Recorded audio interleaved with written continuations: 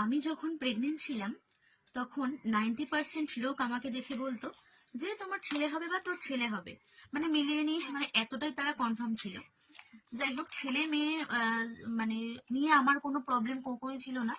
আমি সবসময় চাইতাম প্রথম থেকে যেন আমার একটা সুস্থ স্বাভাবিক বাচ্চা হয়। এটা সবারই মানে একটা কাম্য, তাই না?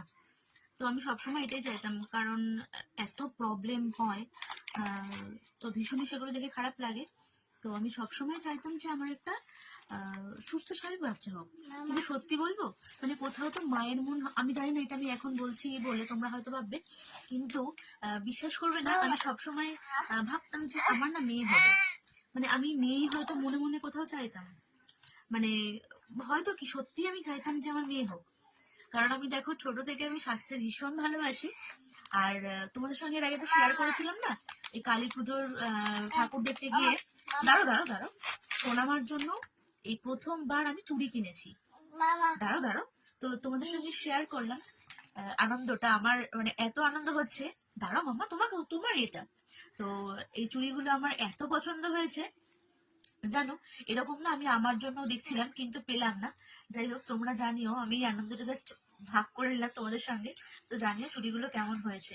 তো সোনামাকে চলো একটু পরিয়ে দেখি যে ওর কেমন, ওর হাতে লাগছে।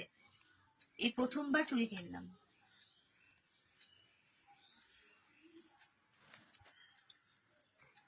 তো একটুখানি এটা একটু কাছে দিয়ে কেটে নিয়ে আসলাম। তো সোনামাকে একটু পরিয়ে দেখি যে কেমন লাগছে। দাঁড়াও বাবা, দাঁড়াও। তো আমি ভীষণই খুশি, তোমাদের সঙ্গে একটু শেয়ার করলাম।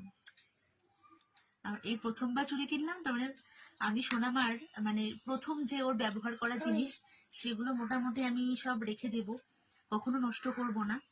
তো তার মধ্যেই চুড়িটাও থাকবে। তো তোমরা জানিও ওকে কেমন লাগছে।